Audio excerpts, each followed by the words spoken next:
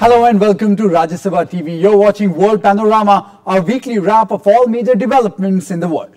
It's been a heavy week with many regions in the world witnessing fresh round of violence and international negotiations taking place to make the world a better, safer place. Before we move forward, let's take a look at the top developments of the week. Ceasefire between Israel and Hamas after 8 days of violence leaves over 160 dead, including many civilians and children. Protests return in Egypt against President Morsi's decision to sidestep the courts. Rift between supporters of Muslim Brotherhood and secularists out in the open. World leaders meet at ASEAN summit. India's Prime Minister Manmohan Singh says best is yet to come. And week-long violence in Pakistan targeting Shia minority leaves over 37 dead. Pakistan Taliban takes responsibility for bomb blasts.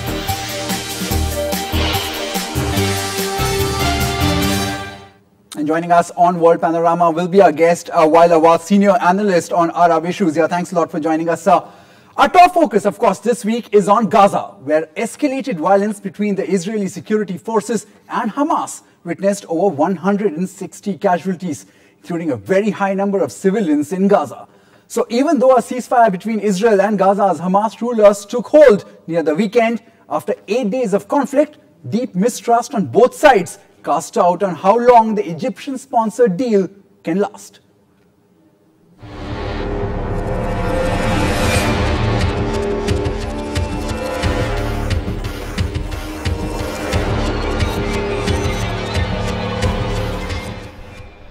Quiet reigned on both sides of the frontier since the announcement of the ceasefire between both the sides. The deal, brokered by Egypt's new Islamist government working with the United States, prevented, at least for the moment, an Israeli invasion of the Palestinian enclave. Gaza medical officials said 162 Palestinians, more than half of them civilians, including 37 children and 11 women, were killed. Nearly 1,400 rockets were fired into Israel, killing 4 civilians and a soldier, the Israeli military claimed. Israel's defense minister said Israel dropped 1,000 times as much explosive on the Gaza Strip as had landed in Israel. Municipal workers in Gaza began cleaning streets and removing the rubble of buildings bombed in Israel's airstrikes. Stores opened and people flocked to the markets to buy food. Any attack on Gaza in any area, they should respond forcefully, even more forcefully than this. Israel needs to respect itself. It's over. No more joking from now. We lost our land and we want it back. We elected Hamas and resistance of Israel in order to bring back our rights. Trust was in short supply. The exiled leader of Hamas, Khalid Mishal, said his Islamist movement would respect the truce if Israel did, but would respond to any violations. This was not a war between two sides in the traditional sense or a battle between two sides. They were forced to succumb to the conditions and the demands of the resistance. Israeli Prime Minister Benjamin Netanyahu said he had agreed to exhaust this opportunity for an extended truce, but told his people a tougher approach might be required in the future. דברים שנבנו במשך שנים רבות הושמדו. אנחנו ערוכים לפעול במקרה שהשקט יופר. I know there are citizens expecting a more severe military action, and perhaps we shall need to do so. But at this time, the right thing for the state of Israel is to use this opportunity to achieve a long-lasting ceasefire. אנחנו בוחרים, כפי שעשינו במבצע הזה, תמיד, מתי לפעול, נגד מי לפעול, כיצד לפעול. עכשיו אנחנו נותנים הזדמנות להפסקת האש. Facing a national election in 2 months, he swiftly came under fire from opposition politicians who rallied to his side during the fighting, but now contend he emerged from the conflict with no real gains for Israel. If the truce holds, it will give the 1.7 million Gazans respite from days of airstrikes and halt rocket salvos from militants that have unnerved southern Israel and reached Tel Aviv and Jerusalem for the first time. Both sides quickly began offering differing interpretations of the ceasefire, which highlighted the many actual or potential areas of discord. According to the text of the agreement, both sides should halt all hostilities, with Israel desisting from incursions and targeting of individuals, while all Palestinian factions should cease rocket fire and cross-border attacks. Bureau Report, RSTV.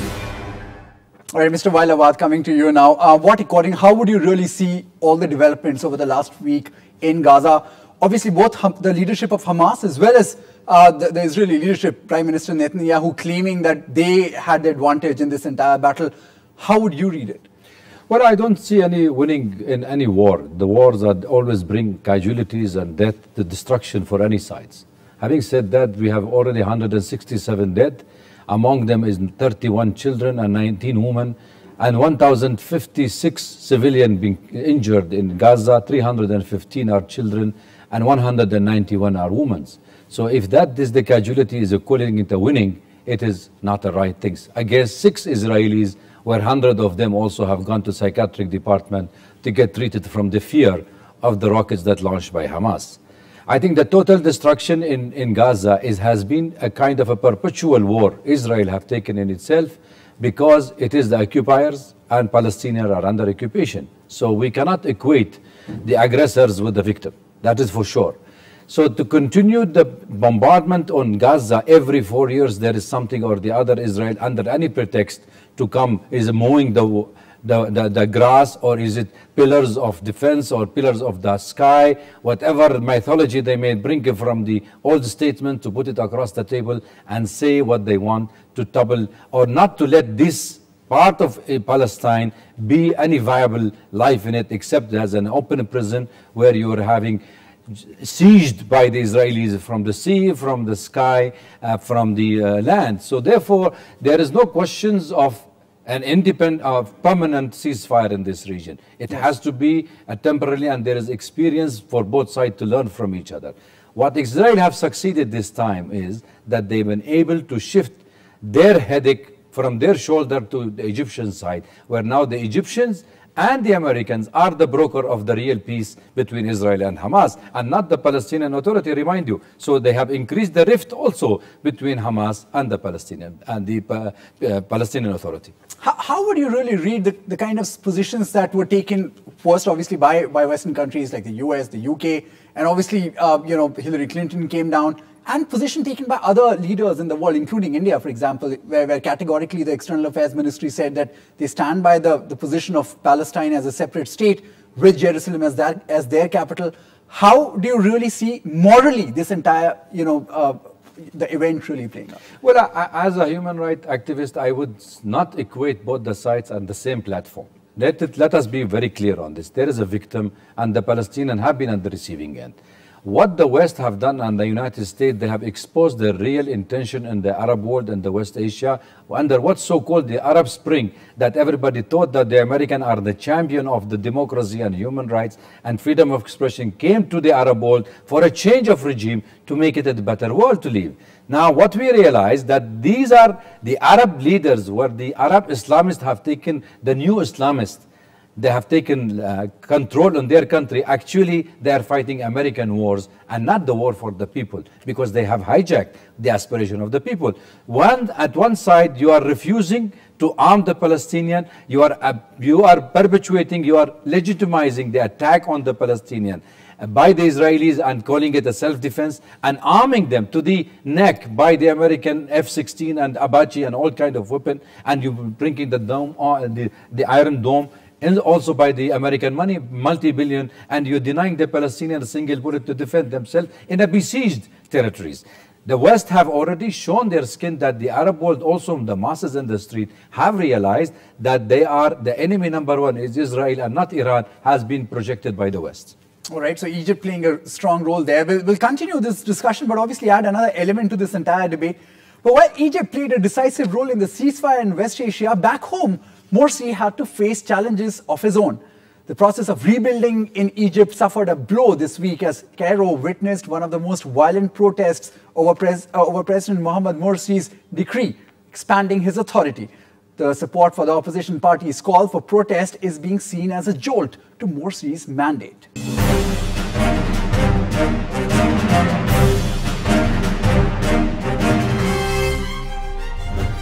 Clashes erupted across Egypt over President Morsi's decision to issue a decree stating that all decisions he has made since taking office are not subject to review or appeal.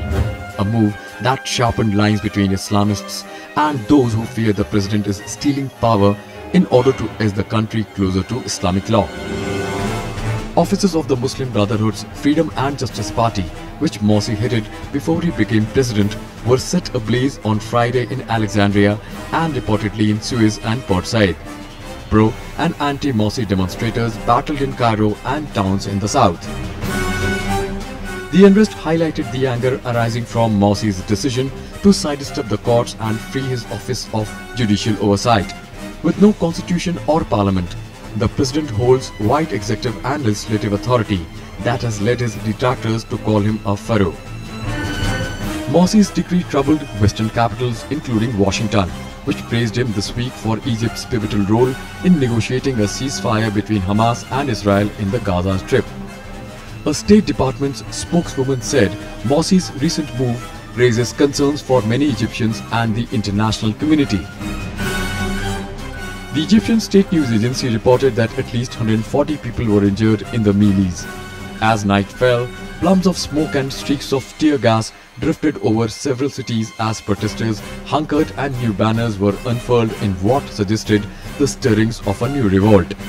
26 political movements called for a week-long sit-in in Cairo's Tahrir Square. Bureau Report, Rajya Sabha TV. All right, Mr. Awad, how do you see what's really happening in Egypt now? We've seen a big role playing on the ceasefire with Israel and Palestine, but what happens internally is also a big question now. I think it's a stage-managed kind of a scenario they have created, where they had, at one hand, they made Egypt president as the hero of peace broker between Israel and the Palestinian, and who, the Muslim Brotherhood, who have already for years been accusing the other regimes that you are against the liberation of Palestine and liberation of Jerusalem because they were puppet regime, as they called them. But now here you have a Muslim Brotherhood who have made broking the peace between the two. Real politics, some would say. Yeah, this is what they call the pragmatic of what is the actual face of the Arab Spring. The second part is he did not wait till he enjoyed this kind of threshold of exacting. He got ecstasy from Gaza, and then he go for a constitution coup inside Egypt, where there is a constitutional crisis now. And now he's becoming, as Muhammad al-Baradi called him, the new pharaoh of Egypt. That means you are trying to be more dictator than the Egyptian president himself. I am sure that the Egyptian people are now in the street against such a move because it has affecting directly the democracy of Egypt. And I'm sure Egypt is heading for more instability rather than he's dominating or trying to show his authority on the region. So it is a very dangerous step, and he has to take it. And many human rights activists in the world and human international law is accusing him of such kind of a step where he's trying to bring into power himself as the sole power and dominant power in Egypt. But he's come through the mandate. He's won an election. How does that play out in the equation? Well, see, let us be, Egypt is 86 million people. 86 million people, you had 50% of the 40 million were allowed to vote. That means you have only 20 million people. 20 million people, well, you have 1/4 of the population who supported you in an election where everybody is now giving you the chance of being voted. I'm sure there will be in next year another election for the parliament, and everything we get, the assessment from the street of Egypt, nobody wanted to vote for the Muslim Brotherhood. So they are arming themselves to the neck also. There are lots of arms smuggled from Libya, from Turkey, from Sudan, from Israel, into the hand of the Muslim Brotherhood, which means they're having their own agenda inside, and that is we could be heading for more instability and segregation of Egypt if the Egyptian people does not stand, if the army of Egypt does not stop this kind of menace which is created by the president. So in a nutshell, if you really look at the Western Asian region, we understand that while there may have been a ceasefire, but that's also temporary. So how do you see the next 10 years in the region? I think we are heading for more anarchy in the region. That's what the American, that's what the West they wanted. They want to see more anarchy in the region. In fact, there were lots of aspiration, lots of hope that the Arab Spring, the transformation that we are trying, the youth of the countries of all these Arab world wanted real democracy in it. And here we are. They have hijacked, this extremist group have hijacked this kind of aspiration from the street, and now they are in the power, and they are now arming themselves so they can also force you to vote in a democratic held election in their favor. So therefore, it is more of anarchy, more of an instability. Unfortunately, we are not going to have a stable, and we are doomed to live like this for the rest, at least for in the coming decades on ourselves. Of course, it remains to be seen what really happens in the West Asian region. We've seen a number of developments here. Will it all really add up in the end? That's something we'll have to really watch out for. Thanks a lot for joining us here on this show, Dr. Wael Awad. We'll take a short break now. When we come back, lots more on the other side.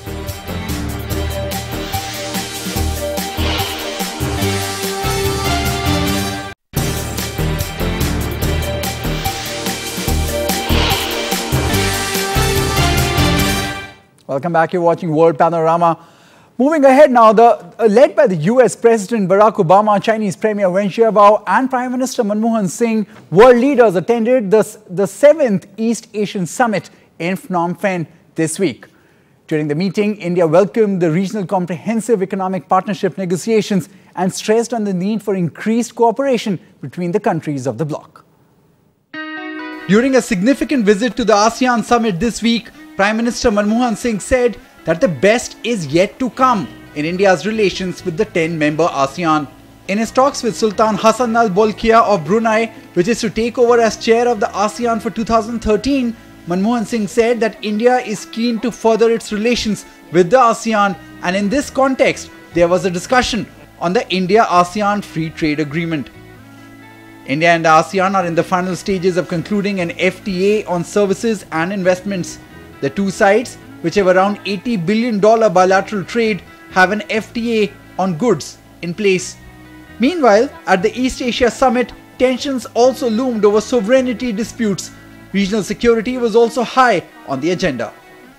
China's assertion of sovereignty over the stretch of water off its south coast and to the east of mainland Southeast Asia has set it directly against US allies, Vietnam and the Philippines. Brunei, Taiwan and Malaysia also lay claim to parts, making it Asia's biggest potential military trouble spot, and a consensus looks far. Consensus means everybody, okay? I was there, the president was there, we're saying we're not with it because there was no consensus, okay? How can they say there's consensus when we're saying there's no consensus? What's the bottom line? The bottom line is they can talk all they want, but if we said we're not with it, there's no consensus. Finished, right? Talks over the thorny issue had broken down at the Asian Regional Forum in July as well. For the first time in its 45-year history, the regional bloc closed the meeting without a joint communique due to a lack of consensus on the wording of the document. Bureau Report, Rajya Sabha TV. On to Pakistan now. A series of terrorist attacks have killed at least 37 people across the country. The week coinciding with the holy month of Muharram has witnessed some of the deadliest violence claimed by the Taliban for months. The string of attacks at Imambadas and other holy sites of Shiite Muslims have once again underscored the security challenge in a country where Taliban and Al-Qaeda-linked extremists bitterly oppose the US-allied government. 23 people were killed and 62 wounded on Thursday in Rawalpindi, apart from a number of blasts in Karachi. Police said a suicide bomber struck a procession of Shiites who were commemorating the holy month of Muharram, which is frequently targeted by sectarian extremists in Pakistan. It was the deadliest bombing in Pakistan since 29 people were killed in the northwestern district of Khyber on June 16 and the worst attack on Shiites since February 17, when a suicide bomber killed 31 people in northwestern Kurram. हम तो अपने मौला को रोने आए हैं और हम जो हैं उन्हीं के उसके ऊपर जो है अल्लाह हमारी हिफाजत करे, हमारे भाइयों बहनों की हिफाजत करे। सिक्योरिटी लाइक कम्प्लीटली प्रॉपर है, ठीक है। अब कोई सुसाइड बॉम्बर होगा है तो उसको आप रोक नहीं सकते, लेकिन जो इंतज़ामिया है they do everything that they can. The Pakistani Taliban claimed responsibility for the attack. It also claimed an explosion on Wednesday that killed 2 people near a Shiite mosque in Karachi and attacks targeting security forces in the northwest, which officials said left 5 policemen dead. Bureau Report, Rajya Sabha TV. And it's time for a short break now. Lots more on the other side.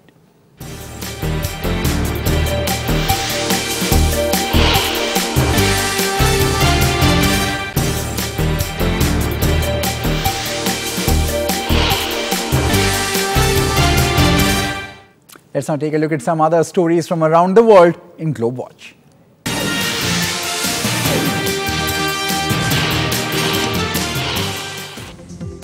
A high-speed pileup of up to 150 vehicles on a fog-bound Texas interstate highway killed at least 2 people and injured up to 100 on Thursday. The chain reaction of collisions forced a shutdown of Interstate 10, which is about 15 miles west of Beaumont, for several hours. According to a sheriff spokesperson, cars were piled up on top of cars and the scene was catastrophic.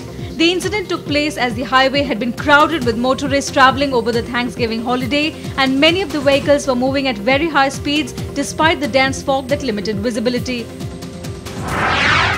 Formula One commercial supremo Bernie Ecclestone and former Brazil striker Ronaldo launched a charity edition of a Formula One book ahead of the title Decider Grand Prix in Sao Paulo on Thursday. The 825-page book, dubbed F1 Opus, tells the story of the sport 60 years with hundreds of photos, half of which have never been published. The first 100 copies were signed by all Formula One champions who are still alive. Besides Ecclestone and Ronaldo's signatures, the first copy was also autographed by Vivian Senna, the sister of late Brazilian Formula One champion Ayrton Senna. Dutch Crown Prince Willem-Alexander and his wife Princess Maxima visited Brazil this week with an aim to boost trade ties between the two countries. They were joined by some 175 representatives of Dutch companies seeking to boost trade with Latin America's largest economy. The royals had lunch with Rio de Janeiro's Governor Sergio Cabral and the city's Mayor Eduardo Paes and presented Rio with a Dutch-designed set of chairs as a demonstration of support for the city's efforts to host the 2014 World Cup and the Olympic Games in 2016. Later, the Dutch delegation met Brazilian officials and businessmen to share knowledge and experience on hosting sporting events and to share their expertise on public security and transportation. Dutch footballer Clarence Seedorf was also part of the Dutch delegation to launch the Panna Knockout project targeted at some 150 school children in Rio.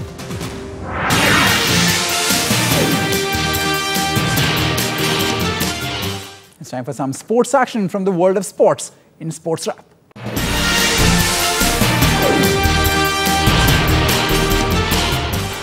The British government urged UEFA to take tough sanctions against Serbia and not just fine them over what appeared to be racist behaviour of their fans during an under-21 international against England. England defender Danny Rose said he was racially abused and pelted with stones in the southern city of Kruševac before, during and after the match, which England won 1-0 to qualify for next year's European Under-21 Championships in Israel. Rose has called for Serbia to be banned from international football. Former England captain David Beckham announced that the Major League Soccer Cup final on December 1st will be his final game for Los Angeles Galaxy. He said that it is not the end of a relationship with the league, as his ambition is to be part of the ownership structure in the future. Beckham has spent 6 seasons with Galaxy and he signed a new 2-year contract in January after winning the MLS title with the club. Preparations are in full swing in Rio de Janeiro ahead of the 2014 Olympic Games. Efforts are also being made to ease traffic problems. Renovation work started in Rio's legendary Maracana Stadium, which will also host matches for the 2014 FIFA World Cup. Local authorities in Rio de Janeiro took members of press on a day-long tour of the different Olympic sites across the city on Monday. Journalists will be allowed to visit the Olympic Village site in Rio's west side in an Olympic tour planned by the authorities.